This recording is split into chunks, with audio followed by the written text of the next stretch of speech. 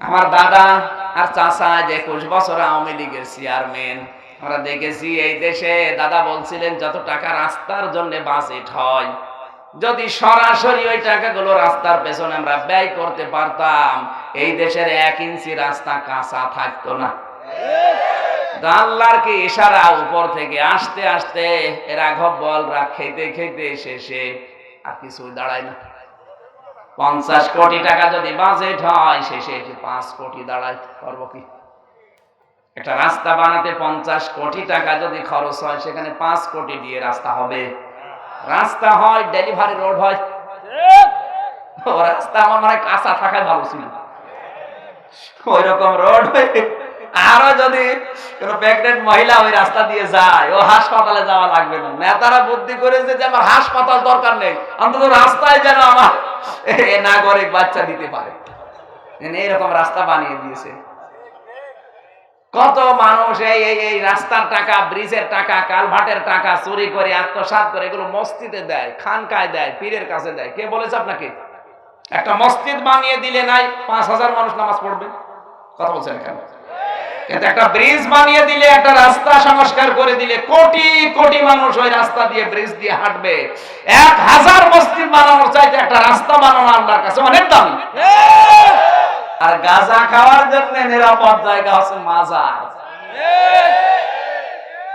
যত বড় দামি মাজার বলেন এই দেশে, প্রত্যেকটা মাজারে কম বেশি গাঁজা আছে। কথা বলছেন কেন? দেখবেন সে যার মাজারই হোক, যত বড় আল্লাহর ওলির মাজার আপনি যাবেন, দেখবেন গোপনে হোক আর প্রকাশ্যে হোক, আমি তো যত জায়গায় গেলাম গাঁজা ছাড়া কিছু পাই। এমনকি শাহজালালের মাজারও মনে গাঁজা খায়। এরপরে আমাদের খুলনায় যে বাগেরহাটে যেটা আছে খান জাহান আলী, এখানেও চলছে 180 মাইল বেগে গাঁজা চলছে। আর আমাদের কুষ্টিয়ার যে আল্লাহর ওলি লালন শাহ, মানুষ মনে করো মনে হয় আল্লাহর ওলি। আমার তো মনে হয় সারা বাংলাদেশ মিলে আপনি যতটুকু গাঁজা না পাবে, ওর মাঝারে মন মন গাঁজা পাওয়া যায়।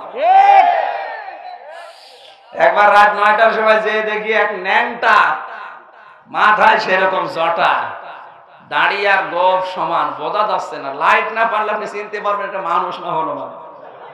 ওরে এইগুলো ধরে উইসো করে দুধ খাওয়াচ্ছে। আমি বললাম দাদা আপনি এর দুধ খাওয়ান? আল্লাহর ওলি, আল্লাহর ওলিদের পোশাক আশাক বলছে পোশাক নেই, তাতে কি হয়েছে? এর ভেতরে মাল আছে। মাল যা আছে সব তো দেখা যাচ্ছে, নতুন মাল দেখাও। এ মাল তো সবাই আছে, মাল সবার নেই।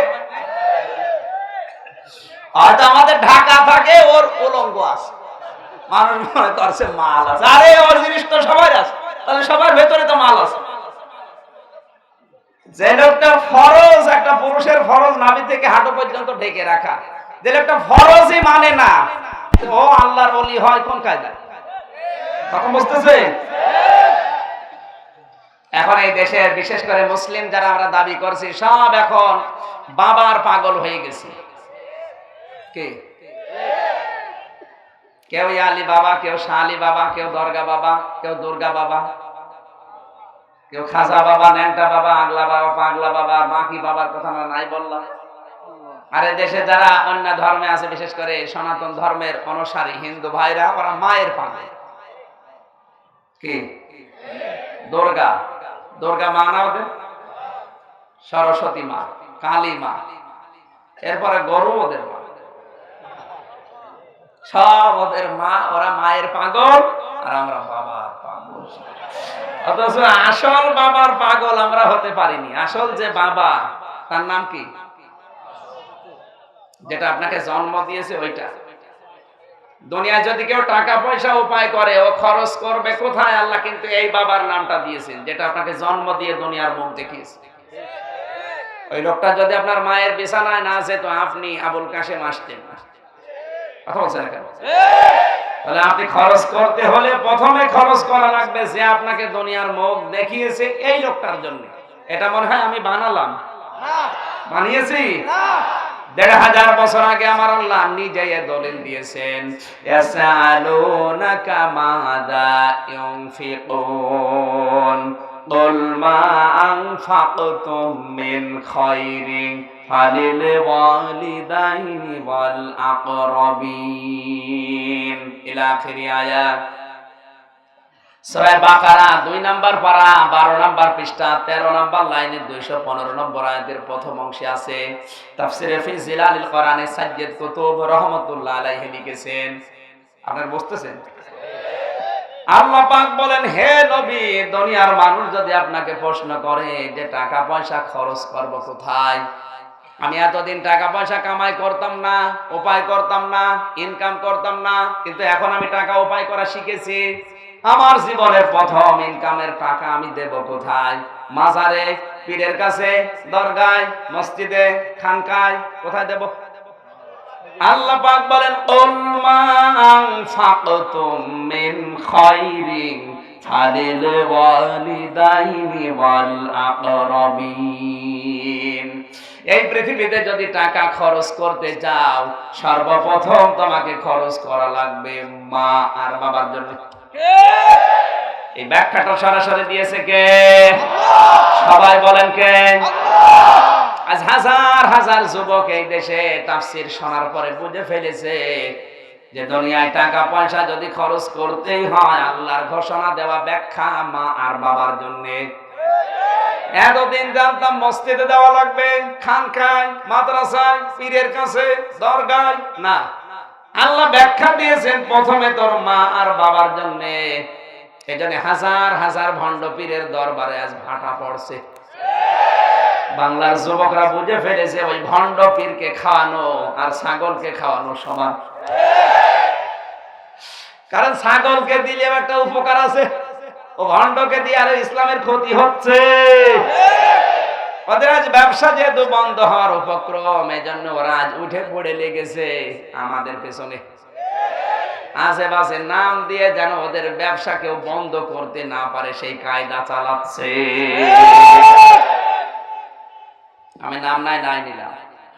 এতদিন যারা ধর্মের নাম নিয়ে এভাবে ব্যবসা করছে, আমি যদি সঠিকটা এভাবে কোরআন দিয়ে তুলে ধরি আর যুবকেরা যদি বুঝে ফেলে, ওর ব্যবসা আর থাকবে না।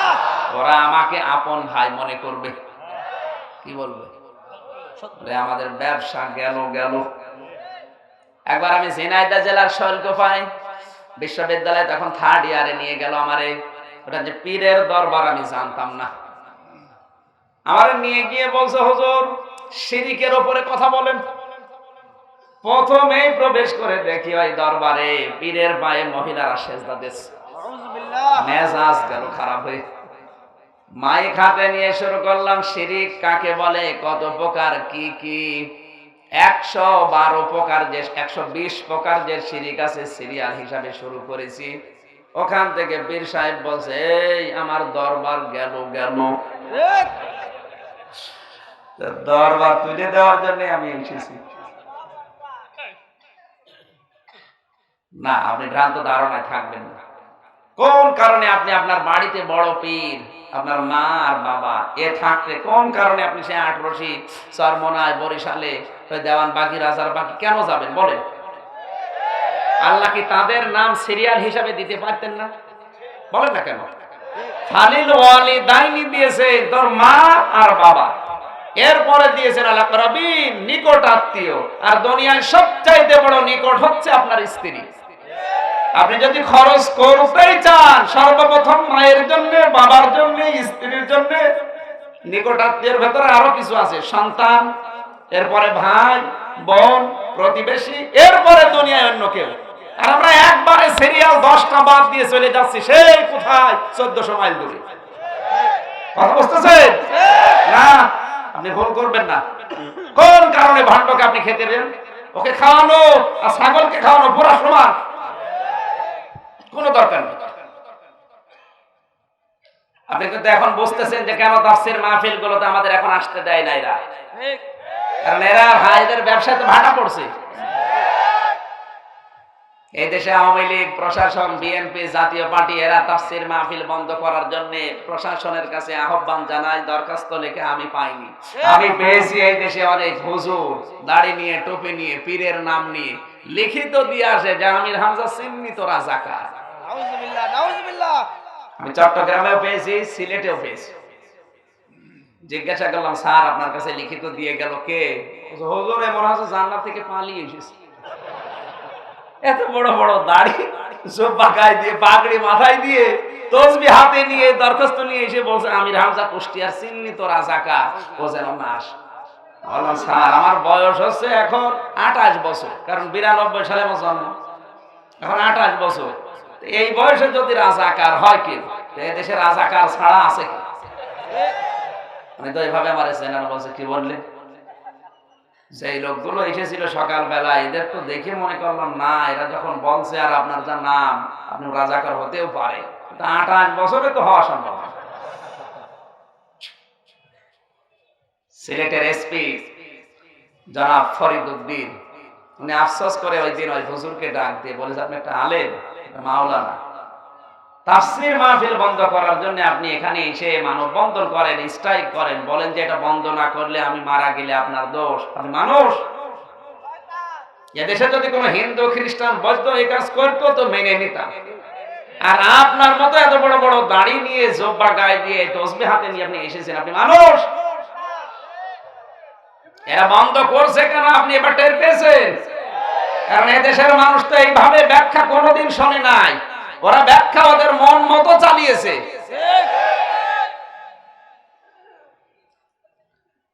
এজন্য আমার ব্যাখ্যা দেওয়ার যে বিষয় ছিল, আপনি খরচ যদি করতে চান, প্রথমে মায়ের জন্য, বাবার জন্য, স্ত্রীর জন্য, সন্তানের জন্য, ভাইয়ের জন্য, বোনের জন্য, প্রতিবেশীর জন্য, এরপরে দুনিয়ার অন্য কোনো জায়গায় সিরিয়াল দিয়েছেন সরাসরি কে?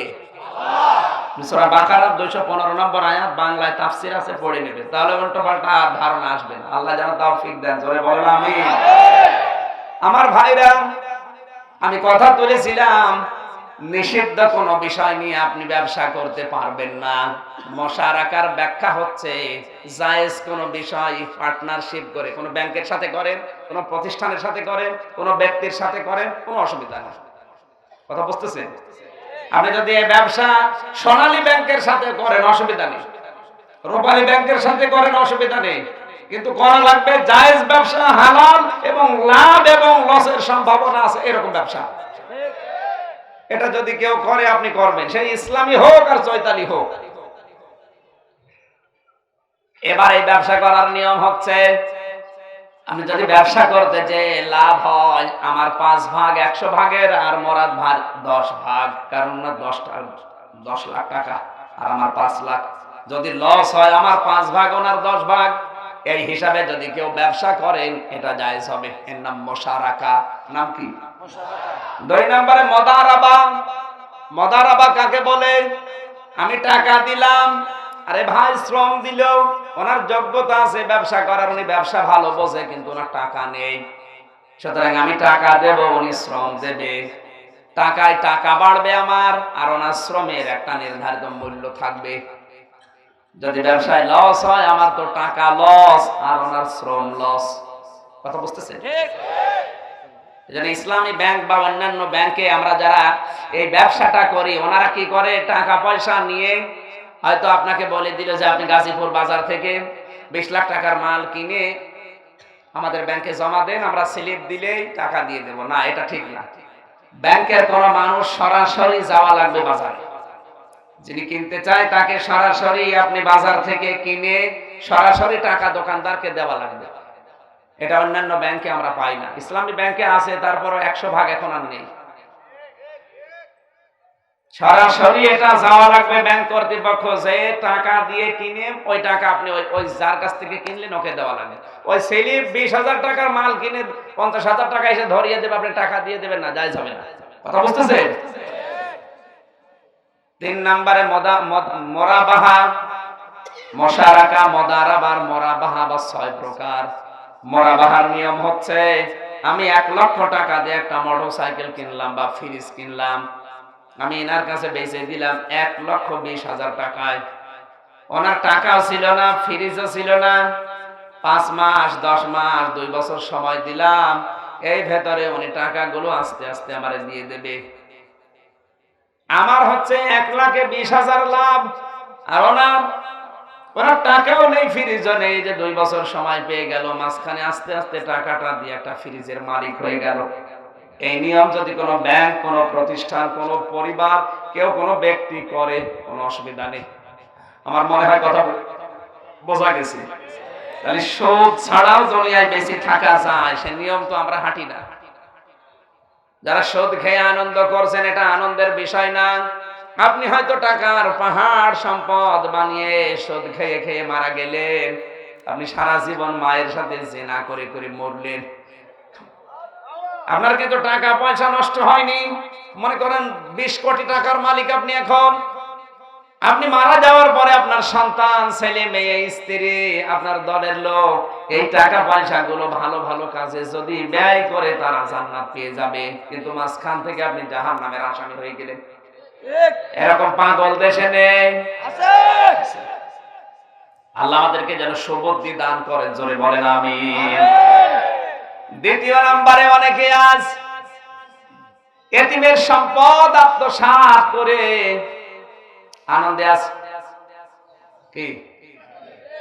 ইন্নাল্লাযীনা ইয়াকুলুনা আমওয়ালাল ইয়াতামা যুলমান ইন্নামা ইয়াকুলুনা ফি বুতুনিহিম নারা ওয়া সায়াসলাউনা সাঈরা। আল্লাহর নবী জানিয়েছেন কোরআনে কারীমের সূরা নিসার 10 নম্বর আয়াত, এটা নিশ্চয় যে বা যারা আকালা ইয়াকুলু মানে খাওয়া, এখানে ইয়াকুলু না, এটা মজারে বর্তমান, ভবিষ্যৎ, প্রেজেন্ট, ফিউচার। বর্তমানে যারা খাচ্ছে, ভবিষ্যৎ বলতে কিয়ামত পর্যন্ত এই আয়াতটা থাকবে না, থাকবে না? থাকবে। কিয়ামত পর্যন্ত দুনিয়া যারা আসবে তারা যদি খায় কি? আমওয়ালাল ইয়াতামা যুলমান, এতিমদের মাল জুলুম করে, ফাঁকি দিয়ে, অন্যায় ভাবে। ইন্নামা ইয়াকুলুনা ফি বুতুনিহিম নারা, ওরা যেন পেটের ভেতরে জাহান্নামের আগুন প্রবেশ করায়। নাউযুবিল্লাহ। গাজীপুরবাসী কত ভয়ঙ্কর শব্দ আল্লাহ দিয়েছেন, খেয়াল করেন। ইন্নামা ইয়াকুলুনা ফি বুতুনিহিম নারা, এতিমের সম্পদ আত্মসাৎ করে আপনি বড় বাজারের বড় মাছ কিনে মনে করছেন খুব আরামে খায়, না, এটা আল্লাহর ভাষায় পুরা জাহান্নামের আগুন। আমার তো মনে হচ্ছে এই হিসাবে এদেশে আগুন খাওয়া মানুষ এখন আছে। এখানে এতিম মানে শুধুমাত্র মা বাবা নেই এরাই না, এতিমের অনেকগুলো অর্থ হয়, কথা বুঝতেছেন? এতিম মানে মা বাবা নেই, এটা তো এতিম অবশ্যই। আপনি যে দায়িত্বে আছেন, আপনার নিচে যারা আপনার আন্ডারে কাজ করে, এরা কিন্তু আপনার কাছে এতিম।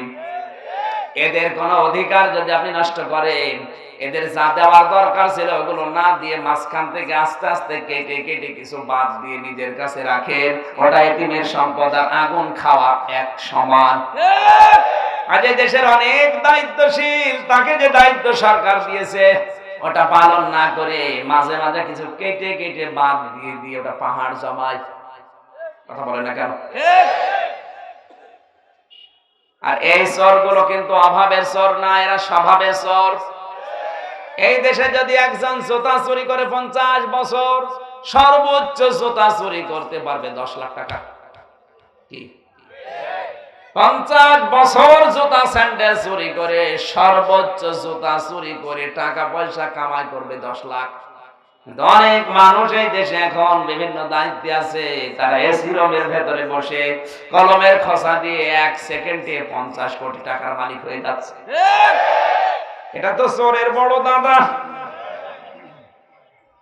যে লোকটা জুতা চুরি, স্যান্ডেল চুরি করে, আমার মনে হয় অধিকাংশ জুতা চোর, স্যান্ডেল চোর অভাবে না স্বভাবে? অভাবে। কিন্তু যারা রাস্তা চুরি করে, ব্রিজ চুরি করে, ব্যাংক চুরি করে, এরা কিন্তু অভাবে না, এরা স্বভাবে।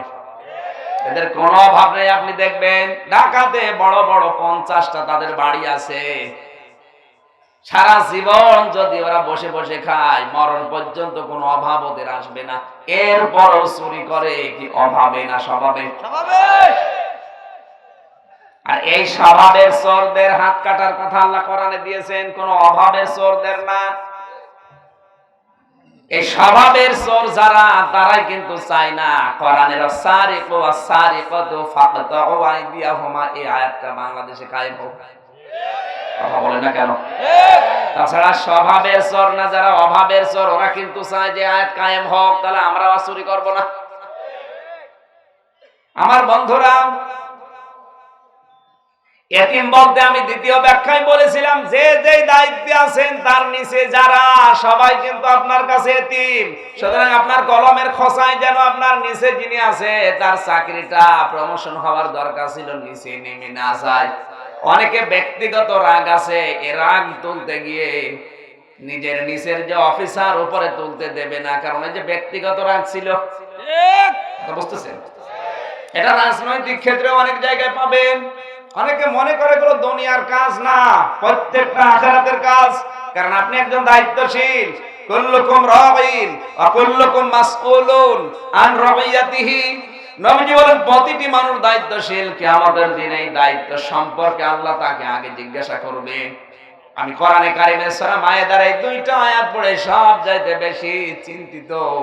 ওয়ালা ইয়াজরিমান্নাকুম শানানু কওমিন আলা আল্লা তা'দিলু। রব্বুল আলামিন বলেন, হে দুনিয়ার মানুষেরা সাবধান, হিংসার বশবর্তী হয়ে ব্যক্তিগত রাগ ছিল কারো উপরে, ক্ষমতা তোমার ওই সময় ছিল না। এখন ক্ষমতা পেয়ে ব্যক্তিগত ওই রাগ, হিংসার বশবর্তী হয়ে কোনো ব্যক্তি, কোনো পরিবার, কোনো সমাজ, কোনো দেশ, কোনো দলকে ধ্বংস করার কাজে ব্যবহার করো না। আমার তো মনে হচ্ছে এই আয়াতটা এখন বাংলাদেশে অনেকে আমল করছে। হিংসার বশবর্তী হয়ে রাগ ছিল, ওই রাগ তুলতে গিয়ে, যতটুকু রাগ ছিল তুলতে গিয়ে অনেকের অবিচার হয়ে যাচ্ছে। কথা বলে না কেন? আপনি ন্যায় বিচার কায়েম করার আহ্বান জানান না, এটার নাম ন্যায় বিচার না। ইহদিলু হুয়া আকরাবু লিত্তাকওয়া।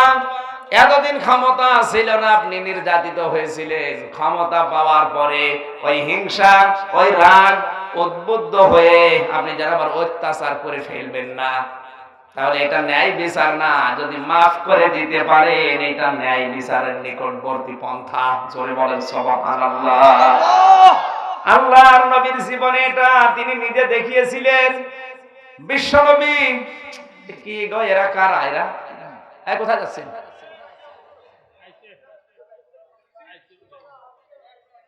মাঝখানে বসেন কেন? আপনি যদি 1 ঘন্টা 1.5 ঘন্টা বসতে না পারেন, যান যান, চলে যান।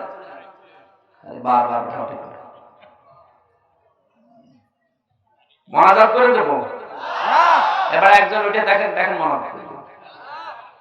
একজন উঠলে মনাজাত করে দেব। আপনি 1 ঘন্টা বসে থাকতে পারেন না মাহফিলে, বাইরে বসবেন, ভেতরে রাখার দরকার কি? আমার তো মনে হয় 1-1.5 ঘন্টা যারা বসে থাকতে পারে না, ও সংসার টেকবে। সংসার টেকবে কি দিয়ে? ও সংসার কি দিয়ে করবে বলেন তো? হ্যাঁ, ওই বুঝেছি। এই জন্য ও উঠছে না। দরকার আপনি চেপে ধরে রাখবেন, তাও যেতে পারবেন না। আমার ভাইরা, বিশ্বনবী গাছের নিচে ঘুমিয়ে আছেন দ্বীপ্রহে। এক কাফের একটা তরবারি নিয়ে আল্লাহর নবীর মাথার কাছে দাঁড়িয়ে বললেন, মুহাম্মদ, কে তোমার এবার বাঁচাবে বলো দেখি। নবীজি ঘুম থেকে উঠে দেখলেন মাথার উপরে তরবারি ধরে আছে। তার সহসাই স্বভাব অনুযায়ী মুখ দিয়ে বের হয়ে গেল, মহান আল্লাহ আমাকে বাঁচাবে। আপনি তো সুবহানাল্লাহ বলে শেষ করে দিলেন। এরকম কঠিন অবস্থায় একবারে আল্লাহর নাম মুখ দিয়ে আসা কত সোজা। কথা বলেন না কেন? আমরা হলে বলতাম, বাবা আপনি। নবীজি একবারে যার সহসায় মুখ দিয়ে তার চেহারা চরিত্র অভ্যাস অনুযায়ী বের হয়ে গেল, আমার আল্লাহ আমাকে বাঁচাবে। যেই বলেছেন, সঙ্গে সঙ্গে কাফেরের হাত থেকে তরবারিটা কাঁপতে কাঁপতে পড়ে গেছে। নবীজি আবার তুলে নিলেন, হাতে তরবারি নিয়ে বললেন, বান্দা, কে তোমারে বাঁচাবে? লোকটা এবার জড়সড় হয়ে বলছে, মুহাম্মদ আপনি।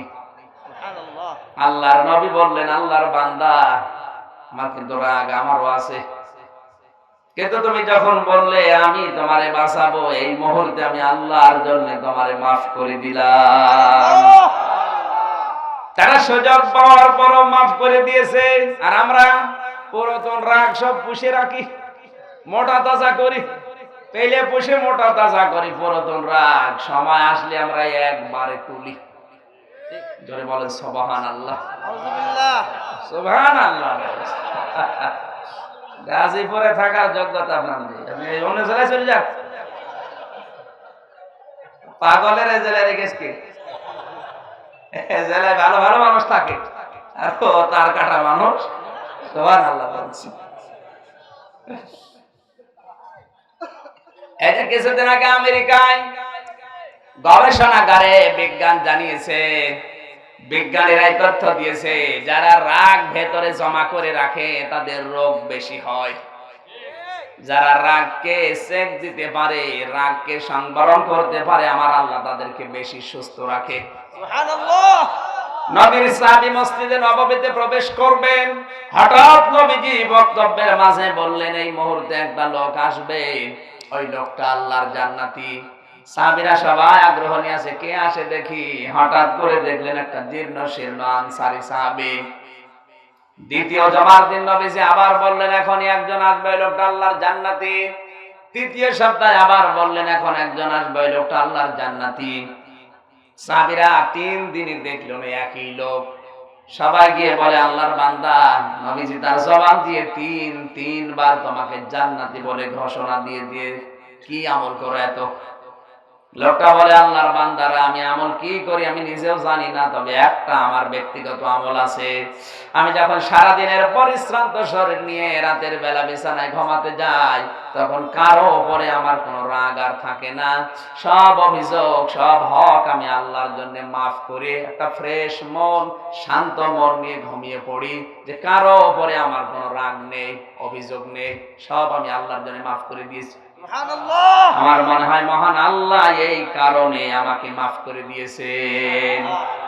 তারা ঘুমানোর আগে আর সব মাফ করে ঘুমাতো, না জানে আমি আবার বেঁচে থাকবো কিনা। আর আমরা ঘুমানোর আগে সিদ্ধান্ত নিয়ে হাঁটি, কি করা যায়। একবার বলছেন এখন অনেকেই ঘুমানোর আগে ফোন দিয়ে হাঁটে, কি করব, ঘুম থেকে উঠে অনেকে ওই লোকটার 12টা বাজাবো, আপনারা মাফ করবো। মাফ করার যে যোগ্যতা সেটাই জানেন না। দুনিয়াতে এই সুযোগগুলো আপনাকে আল্লাহ দিয়েছে, তাই শুকরিয়া আদায় করবেন, যে বান্দা হয়ে আরেক বান্দার কাছে মাফ চাওয়ার সিস্টেম আল্লাহ করে দিয়েছে। আপনি মাফ করে আরো আখেরাতে আপনার 70টা অপরাধ আল্লাহ ঢেকে রাখবে, এই ব্যবস্থা করেন। কিন্তু এই চরিত্রের মানুষ এখন অনেক কম। দুনিয়ার ছোটখাটো বিষয় নিয়ে রাগ করে 3 দিন 7 দিন 10 দিন না 30 বছরও কথা বলেন, এমন মানুষ আছে। কোন কারণে এটা করেন বলেন তো? নবীজির হাদিস হচ্ছে, 3 দিনের বেশি যদি দুনিয়ার কোনো বিষয় নিয়ে মারামারি, গন্ডগোল, রাগান্বিত হয়ে কথা বন্ধ করে লোকটা মারা যায়, ওর আর ঈমান নসিব হয় না, ও বেঈমান হয়ে মরে। নাউযুবিল্লাহ। এদেশে নেই? এই কথা বলেন না কেন? আমাদের চরিত্র থেকে হেফাজত করুন, জোরে বলেন আমিন। শয়তান কিন্তু আপনাকে ওইদিকে নিয়ে যেতে চাচ্ছে। আপনাকে আমি কোরআন দিয়ে সূরা আলে ইমরানের 133, 34, 35 নম্বর আয়াতের ব্যাখ্যা, এগুলো আমি শুধু বাংলাটা বললাম, বাড়ি যেয়ে দেখে নেবেন যে আপনার চরিত্র কি হওয়া দরকার। এজন্য এতিমের সম্পদ বলতে আপনার নিচে যারা আছে তাদের উপরে রাগ ছিল, ওই রাগ এখন আপনি সুযোগ পেয়ে তুলে নিচ্ছেন। এটা এখন দেশে 180 মাইল বেগে অনেকে চালাচ্ছে, এটা বন্ধ করা লাগবে। আপনার রাগ ছিল তাতে কি আছে, হিংসার বশবর্তী অত্যাচার করবেন না, তাহলে আল্লাহ আপনার নিজে 70টা অপরাধের বিচার করবে। আপনি তো একটা করছে, 70টা বিচারের সম্মুখীন হওয়া লাগবে। আপনাকে আল্লাহ সুযোগ দিয়েছে যে এই ব্যবস্থা করে দিলাম, ওরে একটা একটা করে মাফ করে দে, তোর 70টা গুনাহ আমি আল্লাহ ঢেকে দেব। সুবহানাল্লাহ। সুবহানাল্লাহ বলতে পারেন নাই? এইটা ন্যায় বিচারের নিকটতম পন্থা। আমরা অনেকে ন্যায় বিচার কায়েম করব বলে চিল্লায়, আর এটাই তো ন্যায় বিচার। সুযোগ থাকার পর আমি মাফ করে দিয়েছি। সুবহানাল্লাহ বলতে পারেন নাই? ইয়াদিলু হুয়া আকরাবু লিত্তাকওয়া। ন্যায় বিচার কায়েম করো, এইটাই তাকওয়ার নিকটতম পন্থা। এই পন্থা অবলম্বন না করে আরো পুরাতন রাগ আমরা তুলতে গিয়ে অবিচার করে ফেলি অনেক সময়। এই আয়াতটা যখনই পড়ি আমার কেমন যেন বাংলাদেশ সম্পর্কে একটা ধারণা আসে যে এই দেশে এই আয়াতটা 100 ভাগ চলছে, নাকি গাজীপুরে শুরু হয়নি। কিচ্ছু জানে না, ঘরে ঘুমিয়ে আছে। আন্দাজে ওর নামে 10টা মামলা দিয়েছে। কি গো, তুই গাড়ি পুড়িয়েছিস, আগুন লাগিয়েছিস, অথচ কিচ্ছু জানে না। আপনার ব্যক্তিগত রাগ ছিল, আপনি তুলে নিলেন, লোকটা জেলে গেল, 1 বছর জেল খেটে বাড়ি আসলো, আপনি তো আরামে আছেন, কিন্তু ওর পরিবার দেখবে কি? মনে হয় একটু বেশি বলে ফেলবেন। এই জেলায় হয়তো এগুলো এখনো শুরু হয়নি, এগুলো কুষ্টিয়ায় চলছে। আপনার বিবেকের উপরে কি কুকুরে প্রসাব করিস? বিবেক নাড়া দেয় না কোন কারণে?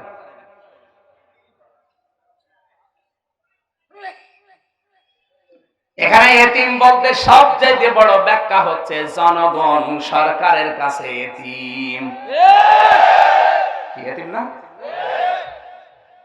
আমরা এত এতিম হয়ে গেছি, আজ কথা বলার যোগ্যতা আমরা হারিয়ে ফেলেছি। আমরা এতিম না, শুধু এতিমের ঘরের এতিম। এখন মহা এতিম, আমাদের মতো এতিম আর পৃথিবীতে নেই। মহা এতিম আমরা। আমাদের জন্য যে বাজেট হয়, এই সম্পদ এতিমের দুয়ারে দুয়ারে পৌঁছিয়ে না দিয়ে নিজের ব্যক্তিগত কাজে ব্যবহার করেন, আপনি কিন্তু জাহান্নামের আগুন পেট ভর্তি করছেন। ওয়াসায়াসলাউনা সাঈরা। সূরা আলে ইমরান সূরা নিসার 10 নম্বর আয়াতের শেষের অংশ এটা। কেউ যদি এই চরিত্র না পাল্টায়, ও শুধু মারা যেতে দেরি হবে, ওর কবরে আল্লাহ নিজে জাহান্নামের আগুন লাগিয়ে দিতে দেরি করবে না। এখানে সিন সাফা কদ লাম 13টা শব্দ আছে আরবি গ্রামারে। এখানে সিন দিয়েছেন ওয়াসায়াসলাউনা সাঈরা। যারা এতিমের সম্পদ আত্মসাৎ করে খায়, কত মানুষ এই দেশে ভাই একটা এতিম সম্পদ রেখে গেছে, ভাই মারা যাওয়ার পরে এতিমের ওই টাকা পয়সা সব নিজের নামে লিখে নেয় মানুষ।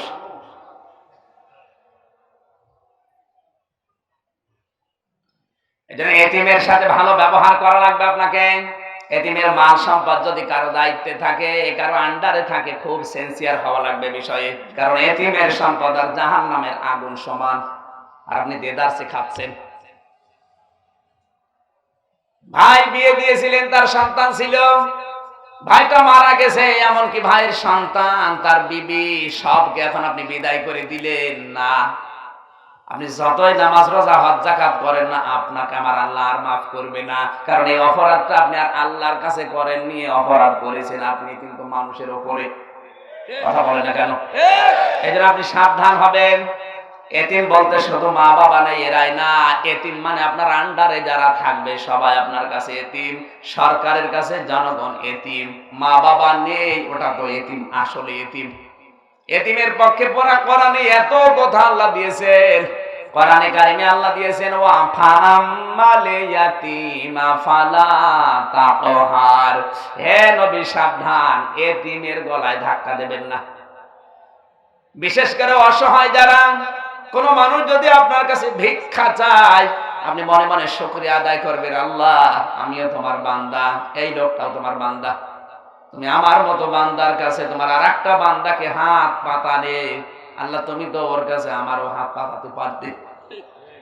এই জন্য দুনিয়ায় যদি কিছু না কিছু আপনার কাছে থাকে, অন্তত যদি কিছু দিতে নাও পারেন, একটু ভালো কথা বলে বলবেন, ভাই আমি আজকে পারলাম না, অন্যদিন দেখবো। আর আমরা কেউ ভিক্ষা নিতে আসলে এমন এমন প্রশ্ন করে, আত্মাহিয়াত জানো, দরুদ শরীফ জানো? ওকে দরুদ শরীফ জানার জন্য আপনার কাছে এসেছে।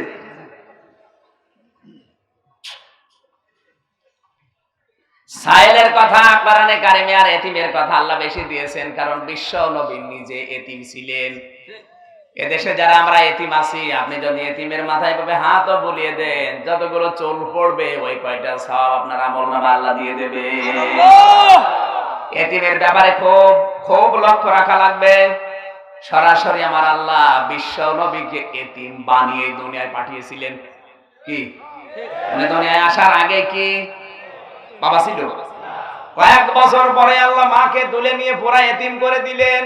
এমনকি যার আন্ডারে ছিলেন তাকে আল্লাহ তুলে নিলেন। দাদা আব্দুল মুত্তালিব কিছুদিন পরেই তার যিনি অভিভাবক ছিলেন তাকেও আল্লাহ তুলে নিয়েছিলেন। নবীজি বলেন, উপরের ডাল থেকে মানুষ যদি পড়ে যায়, যেই কয়টা ডাল ধরে একটা না একটা মানুষ বেঁধে যায়, কিন্তু আমি এমন এতিম, উপরের ডাল থেকে পড়ার পরে যেইটা ধরেছি ওইটা ভেঙে গেছে। এতিমের দুঃখ নবীজি নিজে বুঝতেন, আর এতিমের পক্ষেও আমার আল্লাহ এই কথাগুলো দিয়েছেন।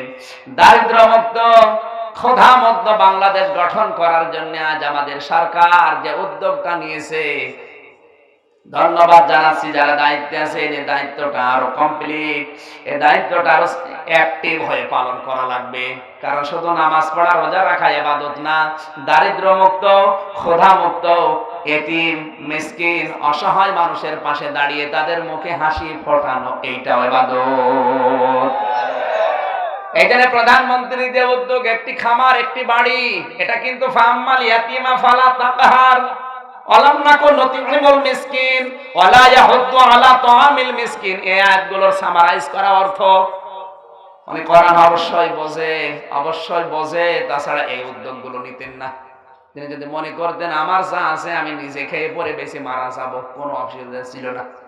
হাজার হাজার প্রকল্প বানিয়ে কত মানুষের কর্মসংস্থান তৈরি হচ্ছে এইটার দ্বারা। কি একটি খামার একটি বাড়ি, এই প্রকল্প নেই বাংলাদেশে? এর দ্বারা কত মানুষ একটা মাথা গোজার ঠাঁই পাচ্ছে, একটা কর্মসংস্থান খুঁজে পাচ্ছে।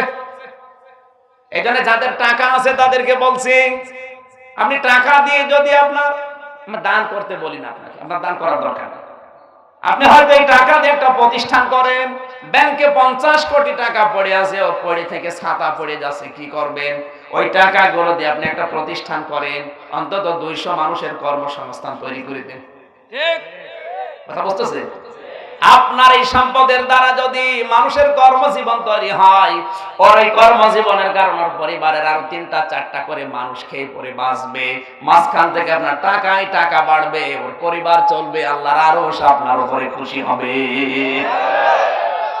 এই ইসলাম বাংলাদেশে এখন আসতেছে। এই ইসলাম আসলে তো এটা ইসলাম, মানবতার সেবার চাইতে বড় ইসলাম দুনিয়ার কিচ্ছু নেই। ডিআইজি হাবিবুর রহমান স্যার উনি বিভিন্ন উদ্যোগ নিয়েছে এভাবে, এই যে হিজরা, এরপরে প্রতিবন্ধী, আরো বিভিন্ন মেয়েদেরকে নিয়ে 303,000 বিভিন্ন ঘর উনি বানিয়ে দিচ্ছে সরকার, টাকা সরকারের উদ্যোগ নিয়েছে উনি। আজ আমাদের দেশে আরো বিভিন্ন দায়িত্বে যারা আছেন, টাকা কিন্তু সরকার ঠিকই বাজেট করে, কিন্তু উপর থেকে এ পর্যন্ত আসতে আল্লাহর ওলিরা সব খেয়ে ফেলে। সমস্যা তো এই জায়গায়।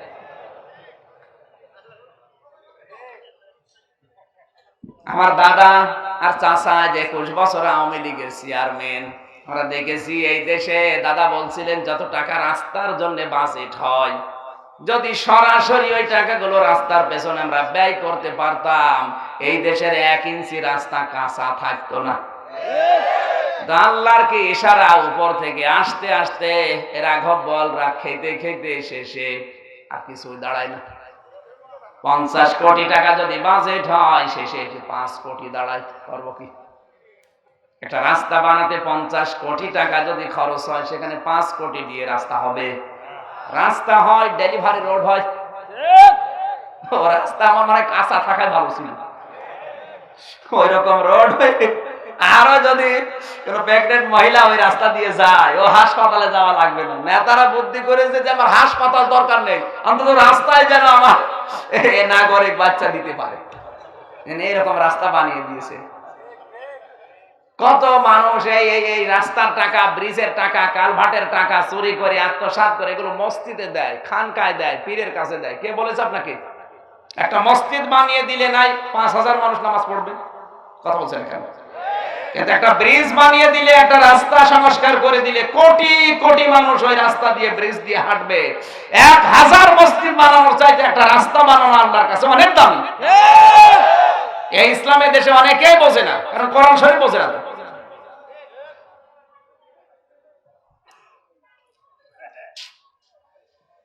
এতিমের প্রতি আরো সেনসিটিভ থাকবেন। সরকারি ভাবে যদি দায়িত্বগুলো নেওয়া হয়, ভালো, আলহামদুলিল্লাহ নিচ্ছে বিভিন্ন জায়গায়। সুতরাং আমার দৃষ্টিতে এতটুকু ধরা পড়েছে, আমি পক্ষপাতিত্ব করার জন্য না, আমাদের জননী শেখ হাসিনার জীবনের কিচ্ছু যদি কবুল না হয়, এই যে একটি খামার একটি বাড়ি, এই প্রকল্প কবুল হবে। হ্যাঁ, উনি যাদের দায়িত্ব দিয়েছেন তারা হয়তো 2 নাম্বারই করতে পারে, কিন্তু টাকা তো ঠিকই বাজেট হয়। এক কথা বলছেন এখানে, ওনার মন মানসিকতা উদ্যোগ তো ঠিক আছে, কারণ যাদের দায়িত্ব দিয়েছে তারা মেরে খেলে উনি করবে। সুতরাং এই কাজে উনি যদি উদ্যোগ এরকম ভালো ভালো নেয়, আপনাকে সাহায্য করা লাগবে, সমর্থন করা লাগবে। যদি এই কাজে কেউ সমর্থন না করে আর বিরোধিতা করে, ও মুসলমান দাবি করলেও জান্নাত পাবে না। সূরা মুদ্দাসসির 41, 42, 43, 44 নম্বর আয়াত। মা সালাকাকুম ফি সাকার ক্বালু লাম নাকু মিনাল মুসাল্লিন ওয়া লাম নাকু নুতিউল মিসকিন। আল্লাহ তাআলা বলেন, হে নবী, জাহান্নামে সাকারে যারা পড়ে আছে ওদেরকে যদি কেউ জিজ্ঞাসা করে তোমরা এই জাহান্নামের আগুনে আসলে কেন, ওরা 1 নম্বরে বলবে আমরা নামাজ পড়তাম না। কি করতাম না? নামাজ পড়তাম না। বলেন না কেন? নামাজ পড়তাম না। আপনার কি মনে হয় কোন হিন্দু বলবে যে নামাজ পড়তাম না? খ্রিস্টান, কোন বৌদ্ধ এই কথা বলতে পারে কি? মুসলমান। আমি আজকে এশার নামাজ আপনাদের এই গাজীপুরে কোন মসজিদে যেন পড়লাম, ওটা গাজীপুর না, মাগরিবের নামাজ। নামাজ হচ্ছে, আজান শেষ হয়ে নামাজ চলছে, নামাজ পড়ে মানুষ বেরও হচ্ছে, আর কিছু মানুষ চার দোকানে বসে বিড়ি আর চা। তো হিন্দু দেখে মনে হচ্ছে না, সব মুসলমান। এখানে কিন্তু কোন হিন্দু, খ্রিস্টান, বৌদ্ধর নাম নেই। ক্বালু লাম নাকু মিনাল মুসাল্লিন। আল্লাহ তাআলা বলেন ওরা এক বাক্যে বলবে আমরা মুসল্লি ছিলাম না। সুতরাং নামাজ যারা পড়ে না, সে যে দলের লোক হোক, ও মুসলমান দাবি করলেও জাহান্নামে যাবে। আর কারো ফতোয়া লাগবে না। ফতোয়া কার? আল্লাহ। বলেন আল্লাহ। 2 নম্বরে ওয়ালাম নাকু নুতিউল মিসকিন, জাহান্নামে দিয়েছে আল্লাহ এই জন্য যে এতিম মিসকিনদের খাবারের ব্যবস্থা করতাম না। দারিদ্র মুক্ত সমাজের জন্য, দেশের জন্য আমার কোনো ভূমিকা ছিল না। আমি শুধু নিজে খেয়ে পরে বেঁচেছি, দুনিয়ার মানুষের খবর রাখি না। না, আপনি জান্নাত পাবেন না। জাহান্নাম আপনাকে যাওয়াই লাগবে, তাও সাকারে। কোথায়? সাকার নামক জাহান্নামে। আল্লাহ যেন হেফাজত করেন, জোরে বলেন আমিন। সুতরাং জননী যে উদ্যোগটা নিয়েছে, অন্তত এই উদ্যোগে আপনাকে ওয়েলকাম, স্বাগতম, এবং তার পেছনে থাকা লাগবে। অন্য উদ্যোগে আপনি যদি মন মানসিকতা আপনার মেলে না মেলে আলাদা, এইটা অবশ্যই ভালো কাজ। এটা কি কাজ? ডিজিটাল বাংলাদেশ গঠন করার ক্ষেত্রে দারিদ্র এবং ক্ষুধামত্র বাংলাদেশ উপহার দিতে গিয়ে যদি এই কাজ করে, আপনাকে তার পেছনে সমর্থন দেওয়া লাগবে। আপনি যদি না দেন, প্রত্যেকেই পেছিয়ে গেলে উনি সাহস হারিয়ে ফেলবে। একা দ্বারা সম্ভব? 17 কোটি মানুষ একজন পাহারা দেওয়া সম্ভব না। আমরা চেষ্টা করব আল্লাহর কোরআনের এই আয়াতগুলো যেন আমাদের পক্ষে থাকে, জোরে বলেন আমিন। এতিমের মাল খেয়ে যারা আনন্দ করছে, আপনি ওটা মাল না, জাহান্নামের আগুন। আর অবস্থায় মারা গেলে সঙ্গে সঙ্গে আল্লাহ নিজে আপনার কবরে আগুন লাগিয়ে দেবে। এরকম হাজার হাজার নেতা, কত মানুষ মারা যায়, উপরে ফুল দেয়। কিসের ফুল দিচ্ছেন আপনি? তো নিচে আগুন। কথা বলছেন না কেন? ওর পেছনে আল্লাহ আগুন লাগিয়ে দিয়েছে, আর আপনি উপরে ফুল দিচ্ছেন, ও ফুলও পুড়ে যাবে।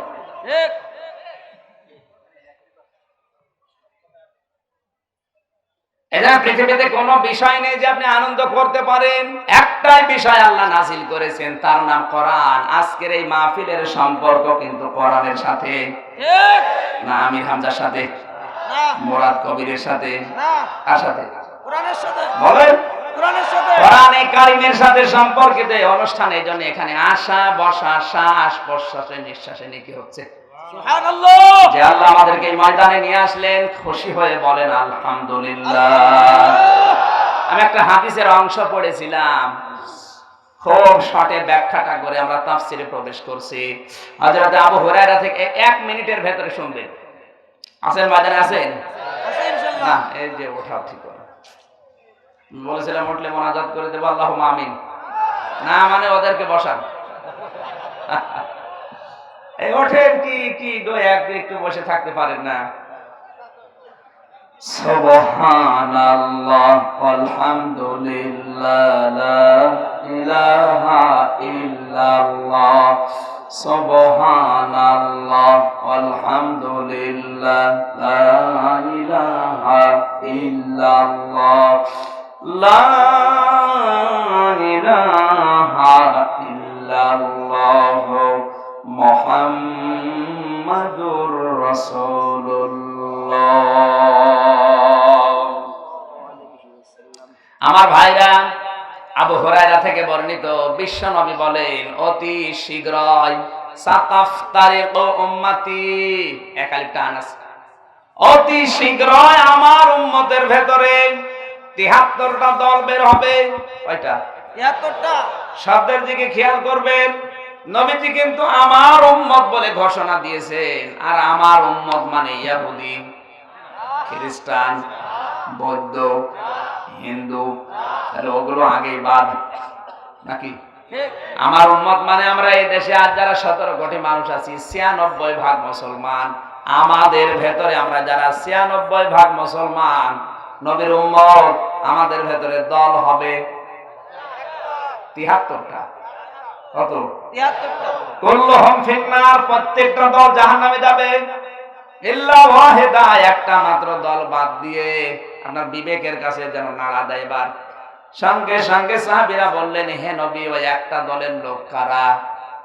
নবীজি জবাব দিয়েছিলেন সঙ্গে সঙ্গে, মান আলাইহি ওয়া আসহাবি।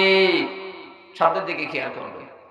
মান আলাইহি একালিফটা আনাস, ওয়া আসহাবি আরেকালিফটা আনাস। নবীজি বললেন, আমি নবী এবং আমার সাহাবীদের মত, সুরাত, সিরাত, আদর্শ মেনে যারা দুনিয়ায় চলবে, ওরাই শুধু ওই এক কাতারে থাকবে, বাকি সব আছে ওই ৭২ কাতারে। আমার প্রশ্ন হচ্ছে, আপনি ওই এক কাতারে আছেন তো, নাকি ওই ৭২ কাতারে আছেন?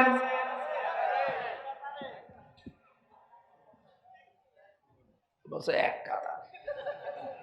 আপনার সুরাত, সিরাত, চাল চলন, আপনার আচার ব্যবহার, ব্যবসা বাণিজ্য, একে নবীজি এবং সাহাবীদের সাথে মেলে? যদি না মেলে, অন্য কারো সাথে মেলে, তাহলে বুঝবেন আপনি ওই এক কাতারে নেই, আপনি আছেন ওই ৭২ কাতারের যে কোনো কাতারে। ৭২ কাতারের যে কোনো কাতারে যদি আপনি পড়ে যান, যাবেন কোথায়? জাহান্নামে। আপনার তো শরীর শিউরে ওঠার কথা, আমি তো কিছুই মনেই হচ্ছে না। এই পৃথিবীতে যত নবী আল্লাহ পাঠিয়েছিলেন, এমনও নবী ছিল এক নবীর সাথে আর এক নবীর দেখাও হয়নি, কথাও হয়নি। এরকম নবী নেই? হযরত মুসা নবীর সাথে ঈসা নবীর দেখা হয়েছে? বলেন না কেন? ঈসা নবীর সাথে আমাদের নবীর দেখা হয়েছে? না। ১,২৪,০০০ নবী এই দুনিয়ায়। ৫১১ পৃষ্ঠার হাদিস মেশকাত শরীফের। এই পৃথিবীতে আমার আল্লাহ রাসূলও পাঠিয়েছিলেন। রাসূল আর নবী মিলে হাজার হাজার নবী আর রাসূল আমরা জীবনী পড়ে দেখেছি। কোন নবীর সাথে অনেকের দেখাও হয়নি, কথাও হয়নি, কিন্তু তাদের একটা বিষয় এক ছিল, দাওয়াত, ইবাদত। প্রত্যেকটা নবীর একই দাওয়াত ছিল, দুনিয়ায় লা ইলাহা ইল্লাল্লাহ। এতটুকু বলছেন। হযরত আদম নবী একই কথা বললেন, মুসা নবী একই কথা বললেন, ঈসা নবী একই কথা বললেন, আমাদের নবী মুহাম্মদুর রাসূলুল্লাহ ওই একই কথা বলেছেন, কিন্তু কারো সাথে কারো দেখা হয় নাই। বলেন না কেন? কিন্তু তাদের এই দাওয়াতি পদ্ধতি এক ছিল, তাদের ইবাদত এক ছিল। কিন্তু আজ আমরা এখানে হাজারো মানুষ, একের সাথে অন্যের দেখা হচ্ছে, কিন্তু আমাদের ইবাদত মিল নেই। ঠিক। এই দেশে যারা চরমনার মুরিদ, ওদের যে ইবাদত, ওর সাথে আটরশির ইবাদত মিলে না। এক কথা বলছেন এটা? ঠিক। আটরশির যে ইবাদত দেওয়ানবাগের সাথে মেলে না। ঠিক। মেলে? যারা আওয়ামী লীগ করে, তাদের যে ইবাদত বিএনপির সাথে মেলে না। বলছে ঠিক না। আপনি বুঝেছেন? আলহামদুলিল্লাহ। না বুঝে বলেননি, বুঝেছেন। আমরা ইবাদত মনে করি যেটা, কিন্তু একটার সাথে আরেকটা মেলে না। দেখবেন কারো সাথে কারো মিলবে, কিন্তু মিনাল্লাযিনা ফাররাকু দীনাহুম ওয়া কানু শিয়া কুল্লু হিজবিন বিমা লাদাইহিম ফারিহুন। সূরা রুমের ভেতরে আল্লাহ জানিয়েছেন, হে নবী, আপনি দেখবেন দুনিয়ায় যে যেই দলে আছে, ও ওই দলের কর্মসূচি নিয়ে কিন্তু আনন্দে আছে। এক কথা বলেন না কেন? যে যেই দল করে, ও কি বলে আমার দলের কর্মসূচি ভালো না? হ্যাঁ, প্রত্যেকে সে যে দল করুক না কেন। এবার আমাদের বোঝার বিষয় হচ্ছে, আমরা এক কাতারে যদি থাকতে চাই, আগে দেখা লাগবে এই কথাগুলো, এই সিস্টেমগুলো, এই পদ্ধতিগুলো রাসূলুল্লাহ এবং সাহাবীদের জীবনে ছিল কিনা। যদি না থাকে, ও কাজটা যতই ভালো হোক করা যাবে না। তাহলে আপনি ওই এক কাতারে আর থাকতে পারবেন না, ওটা বেদাত হওয়ার কারণে 72 কাতারে পড়ে যাবে। হযরত ইমাম আহমদ ইবনে হাম্বল রাহমাতুল্লাহ আলাইহি তার কিতাবে লিখেছেন, কেউ যদি মনে করে যে এই কাজটা খুব ভালো, মনে করেন একটা জিকির, নবীজিও জিকির করেছিলেন, কিন্তু যে শব্দগুলো দিয়ে আপনি ওইটা না করে নতুন করে একটা বানালেন, বানিয়ে বললেন না এটাও তো ভালোই। হযরত ইমাম আহমদ ইবনে হাম্বল বলেন, লোকটা যেন মনে করেছে আল্লাহর নবী তার রিসালাত পালন করতে গিয়ে খেয়ানত করেছে, নবীজি রিসালাত সঠিকভাবে পালন করে নাই, আমি সঠিকভাবে পৌঁছিয়ে দিলাম।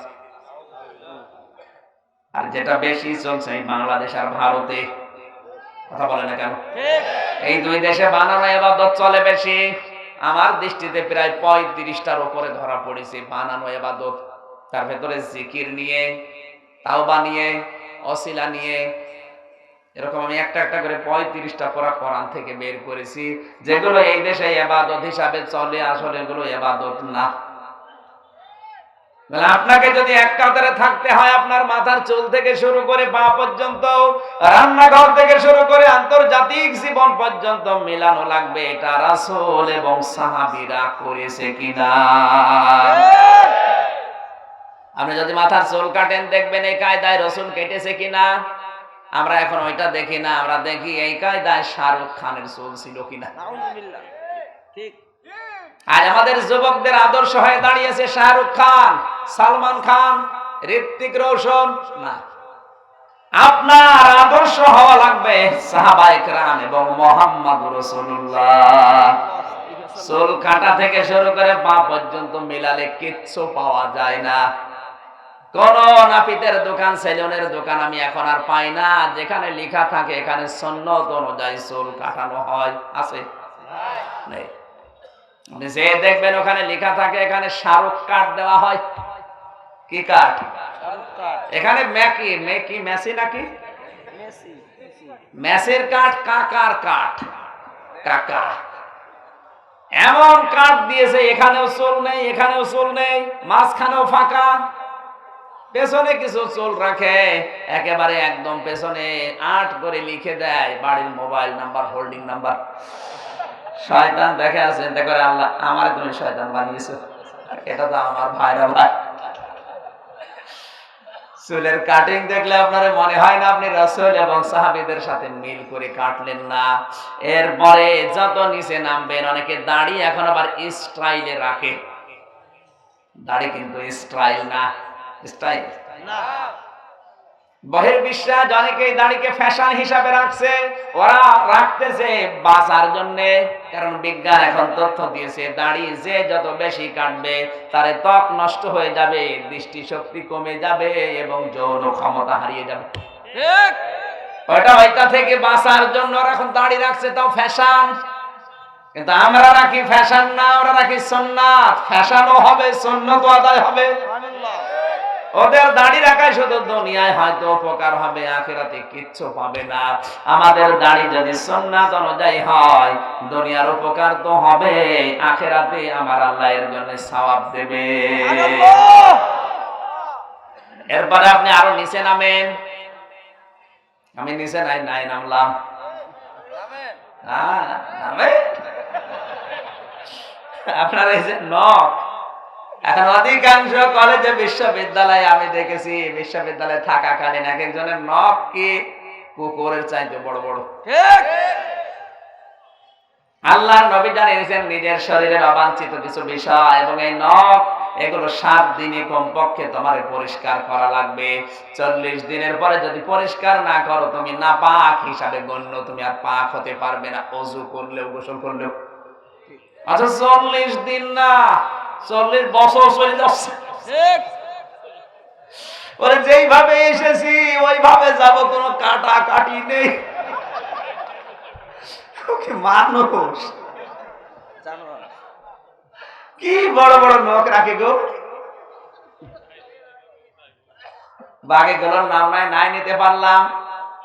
সম্মানিত ভাই বোন যারা এসেছেন, নবীজির এই হাদিসটা আপনাকে মানা লাগবে। অন্তত 7 দিনে আপনার শরীরের অবাঞ্ছিত লোমগুলো পরিষ্কার করে আপনি পাক থাকবেন। যদি এগুলো 40 দিন পার হয়ে যায়, আপনি যতই গোসল করেন, ওযু করেন, আপনি আর পাক হতে পারবেন, আপনি নাপাক। আর এই অবস্থায় মরে গেলে আপনি ঈমান পাবেন না, কারণ ফেরেশতা রহমতের আপনার কাছে আসবে না। কাটবেন তো? কারা কারা কাটবেন হাত তোলেন তো।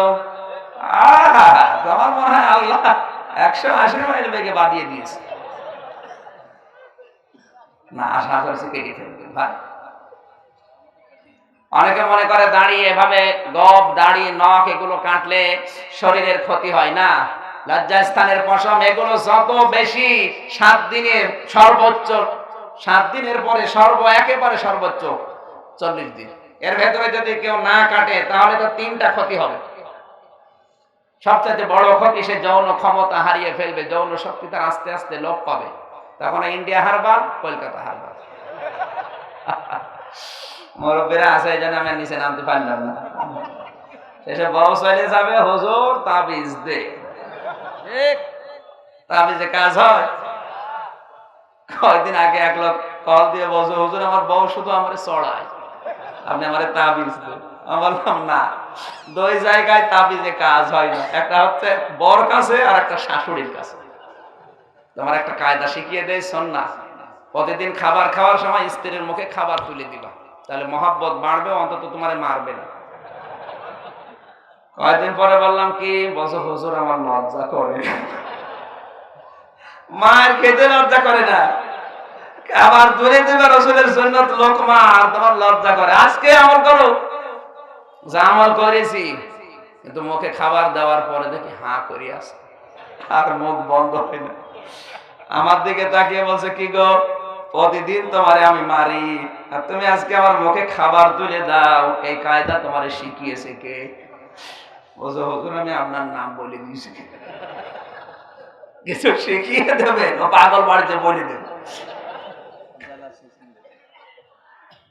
না। আপনি এগুলো হাসির খোরাকি হিসেবে নেবেন না, আমল করবেন। কমপক্ষে 7 দিনে যদি পারেন পরিষ্কার করে ফেলবেন। নখ হোক, বিভিন্ন শরীরে অবাঞ্ছিত লোমগুলো কেটে ফেলবেন। কাটবেন তো? আলহামদুলিল্লাহ। আমার ভাইরা, মাথা থেকে শুরু করে পা পর্যন্ত যেটা বলেছি, রান্নাঘর থেকে শুরু করে এবার আন্তর্জাতিক জীবন পর্যন্ত মিলাবেন। আজকের তেলাওয়াতকৃত আয়াত সূরা বাকারার 208 নম্বর আয়াতে আল্লাহ ওই তথ্যটাই দিয়েছেন। জবান খুলে কোরআনের আয়াত থেকে তাফসীর শোনার জন্য এবার পড়েন, নাকি চলে যাবেন? জবান খুলে কোরআনের সোনালী আয়াত পড়েন। আউযু বিল্লাহি মিনাশ শাইতানির রাজিম। বিসমিল্লাহির রহমানির রহিম। ইয়া আইয়ুহাল্লাযীনা আমানু উদখুলু ফিস-সিলমি কাফা ওয়া লা তাত্তাবিউ খুতুওয়াতিশ শাইতান ইন্নাহু লাকুম আদুউম মুবিন। আল্লাহু আকবার। সূরা বাকারা, কোন সূরা? আয়াত নাম্বার 208।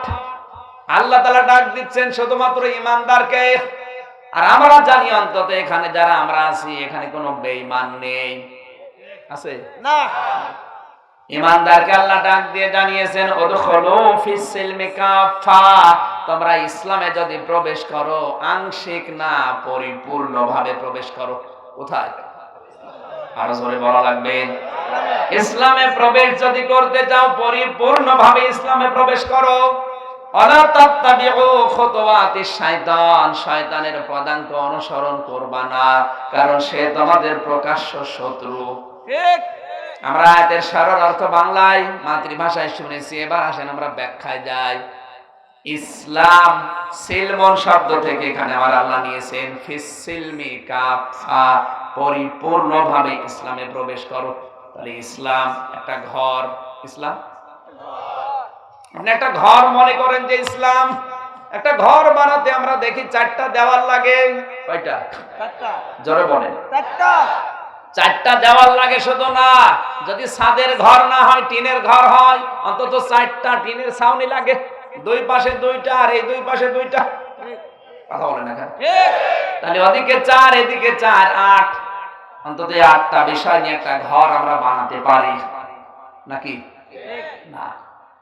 ঘরের সবচাইতে গুরুত্বপূর্ণ বিষয় হচ্ছে 5টা খুঁটি লাগবে, চারিদিকে 4টা, মাঝখানে দেওয়াল খাড়া করার জন্য, ওই চাল বা ছাদ খাড়া করার জন্য আরেকটা। 3 4 12, আর ওই যে মাঝখানের যে খুঁটিটা, এই 13টা বিষয়ের উপর আজকের এই আলোচনাটা কোরআনে কারিমে আল্লাহ সাজিয়েছেন। আমরা শুনে যাব না বাড়ি চলে যাব? এই যে ঘর বানাতে প্রথমেই খুঁটি লাগে কয়টা? 5টা। কয়টা? প্রথম নম্বরে মাঝখানের খুঁটি আপনি বানাবেন মজবুত করে, যেটা ঈমানের খুঁটি। কিসের? ইমানের। ঈমান যদি কেউ আনতে চায় তার পদ্ধতি আছে 4টা। কয়টা? এই 4টা পদ্ধতি দিয়ে আপনি চারিদিকে 4টা খুঁটি দেবেন। ঈমানটা আনার পরে আপনি বলবেন আমানতু বিল্লাহি কামা হুয়া বিআসমাইহি ওয়া সিফাতিহি আকাবিলতু জামিয়া আহকামিহি ওয়া আরকানি। এটা আমরা সেই মক্তবে কায়দা যখন হুজুররা পড়ায় ওই সময় পড়েছিলাম, কিন্তু আমার ওই সময় এতকে বেশি ধারণা ছিল না। কিন্তু এখন দেখি ওই কায়দার কথাগুলো দিয়ে আল্লাহ ইসলাম সাজিয়েছে। পরে কোন আল্লাহ? কামা হুয়া, যার অস্তিত্ব আছে। কি আছে? অস্তিত্ব আছে। আরো জোরে বলেন। অস্তিত্ব আছে। আমি এমন আল্লাহর উপরে বিশ্বাস করি যার অস্তিত্ব নেই। অস্তিত্ব নেই? বিআসমাইহি, শুধু অস্তিত্ব না, তার নামও আছে। না, নাম নেই? আছে। আমার আল্লাহর নাম পড়া কোরআনে আমরা পেয়েছি 5000। সুবহানাল্লাহ। আর যারা কায়দা পড়েছে ওরা পেয়েছে 99টা। আল্লাহর নাম কয়টা? 5000। তাহলে এমন আল্লাহর উপরে আমি ঈমান এনেছি যার শুধু অস্তিত্বই নেই, তার নামও আছে। শুধু নাম নেই, নামের গুণাগুণ এবং কার্যকারিতা আছে। আপনি যদি ইসলামে প্রবেশ করতে চান, এই খুঁটিগুলো দিয়ে আপনি মজবুত ভাবে আগে দেওয়ালের জন্য খুঁটি দেওয়া লাগবে। আল্লাহ, আমি এমন ঈমান আনলাম, তোমার অস্তিত্ব আছে, তোমার নাম আছে, নামের গুণাগুণ আছে এবং কার্যকারিতা আছে। অন্য ধর্মের লোকদের সাথে আমাদের ঈমান মেলে না। এই কারণে আপনি হিন্দুদের দিকে তাকান, ওদের দেবতার নাম, ওদের দেবতা আছে প্রায় 33 কোটি। কথা বলেন না কেন? কোন হিন্দুকে যদি ডাক দিয়ে বলেন ভাই 33 কোটি না, শুধু 33টার নাম বলেন, পারবে? কিন্তু কম বেশি এখানে আমরা মুসলিম যারা আছে, ছোটবেলায় যারা কায়দা অন্তত পড়েছেন, কোরআন পড়েন, কিছু না হলে 50টা আল্লাহর নাম আপনি বলতে পারবেন। কথা বলেন না কেন ভাই? এমন আল্লাহর উপর আমরা ঈমান এনেছি যার শুধু অস্তিত্বই নেই, নাম আছে, নামের গুণাগুণ আছে এবং প্রতিটি নামের কার্যকারিতা আছে। তিনি নাম নিয়েছেন রাজ্জাক। এই কারণে আমাদের রিজকের অভাব আল্লাহ দূর করেন। উনি যদি রাজ্জাক নামটা না নিত, আমরা অধিকাংশ গুলো না খেয়ে মারা যেতাম।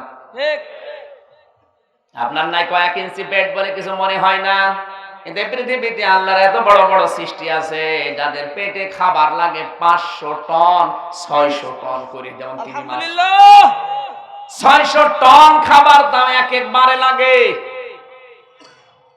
তাদের বাচ্চা হওয়ার পরে ওদের বাচ্চা হয়, এই মাছের বাচ্চা হওয়ার পরে ওদের প্রথম দিনে দুধ লাগে কমপক্ষে 5 থেকে 7 মণ। আমার মনে হয় গাজীপুরের লোক গিয়ে দিয়ে আসে। আল্লাহ পাক বলেন আমার নাম রাজ্জাক। এই যে 500 টন 600 টন পর্যন্ত এক একটা তিমি মাছের ওজন হয়, এর যে খাবার গুলো প্রতিদিন একবার করি না, কমপক্ষে 3 বার করে খাবারের ব্যবস্থা আমার রব নাম, আমার এই রাজ্জাক নামের কারণে আমি আল্লাহ করে থাকি। সুবহানাল্লাহ।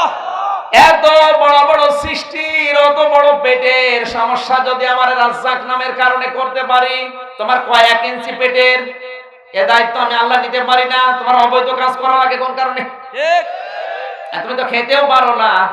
যার যত টাকা এই বাংলাদেশে, সে তত খাবার কম খায়, খেতে পারে না। আল্লাহ তার রুজি কন্ট্রোল করে দিয়েছে, শুধু উপায় করে যাবি, খেতে পারবি না। আমার মনে হয় একজন ভ্যান চালক যে খাবার খায়, এদেশের এমপিরা 10 দিনে ওই খাবার খেতে পারে না। দেখেছেন? চুয়াডাঙ্গা জেলার এমপি সাবেক বিএনপি মোসাম্মেল হক, ও বাংলাদেশের ধনীর তালিকায় ছিল। কত টাকা, যে বঙ্গজ বিস্কুটের নাম শোনেন না? ওই লোকটা বঙ্গজ তোলার মিল, ফ্যাক্টরি, সুতার মিল, বিভিন্ন রকমের বিদেশ বাংলাদেশ মিলে ছিল। আমি সময় চুয়াডাঙ্গায় ছিলাম। ওনার বাবা মারার পরে আমারে নিয়ে গেল, আমাদেরকে কোরআন পড়ে দেন। খাবারের সময় এক জায়গায় বসেছি, ওই সময় তো এমনি মাদ্রাসায় খাবার কম পেতাম, মন মতো খায়। আর উনি দেখছে একটা রুটি নিয়ে নাড়া চাড়া করছে, অথচ টাকার উপরে লোকটা শুয়ে থাকতে পারে।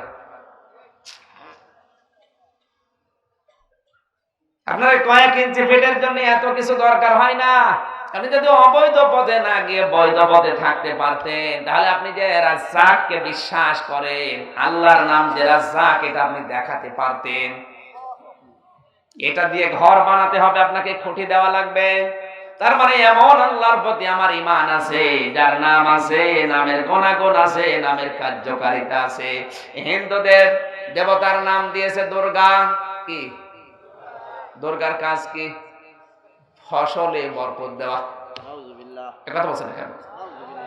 দুর্গার কাজ, ওদের বিশ্বাস যে দুর্গা আমাদের ফসলে বরকত দেয়। ওদের যে নাম, এই নামের গুণাগুণ আপনি পাবেন। আমার মনে হয় দুর্গাকে যদি ফসলের মাঝে রেখে আসেন, ফসল সহ দুর্গা চলে যাবে।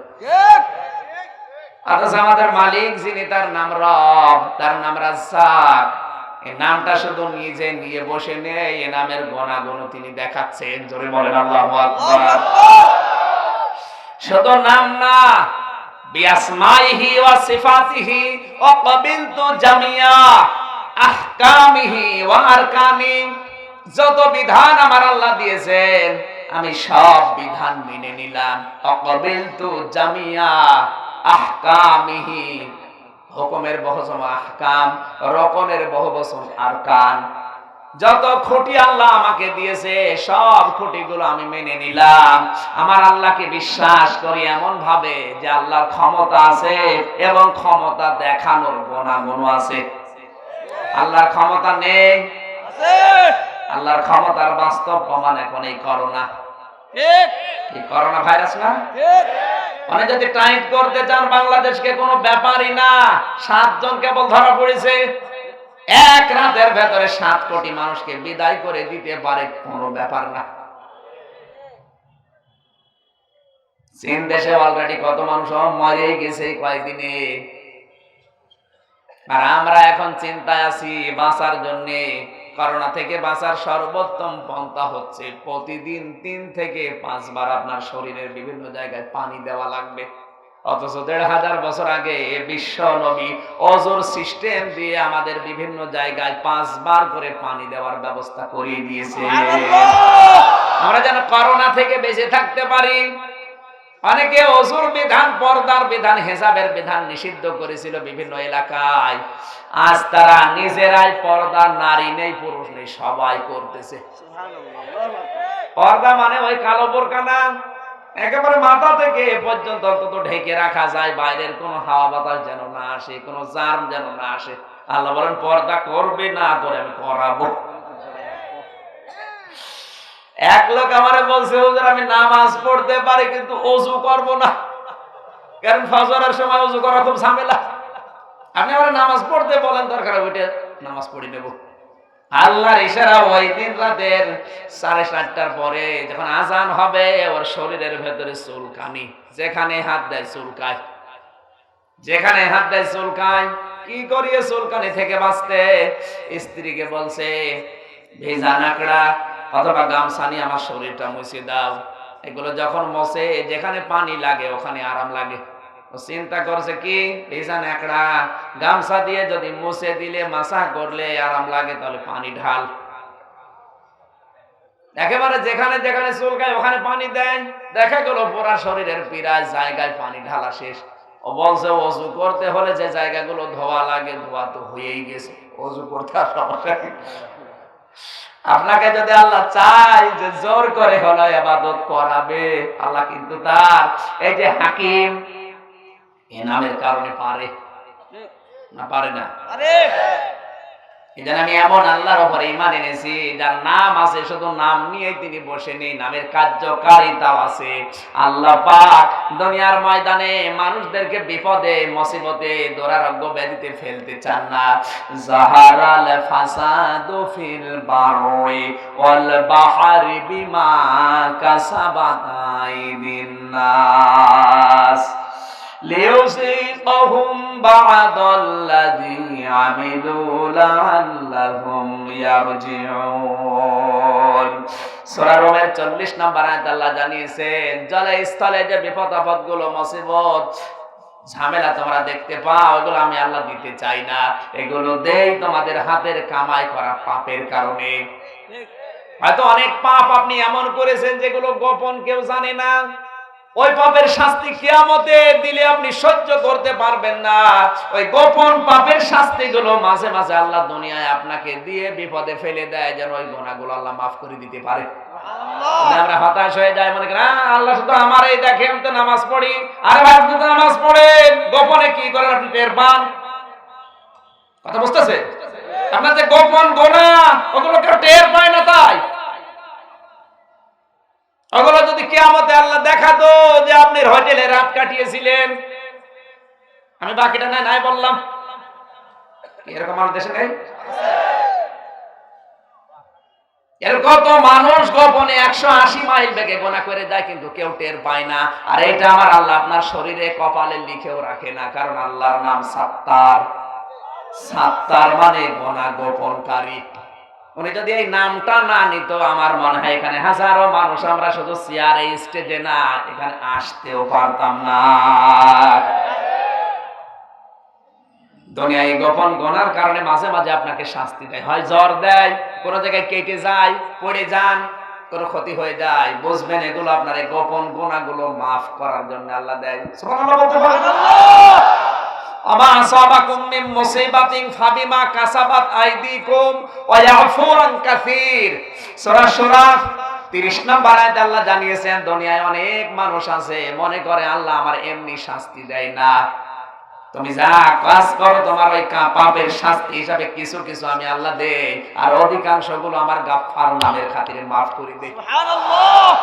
আমি যদি গাফফার নামটা না নিতাম, তুমি যত কাম করো শ্বাস ফেলার সময় পেতে না। সুতরাং আমরা এমন আল্লাহর নাম দিয়ে ঘর সাজিয়েছি, খুঁটি দিয়েছি যে আল্লাহর নাম আছে, শুধু নাম নিয়ে বসে নেই, নামের গুণাগুণ এবং কার্যকারিতা আছে। জোরে বলেন সুবহানাল্লাহ।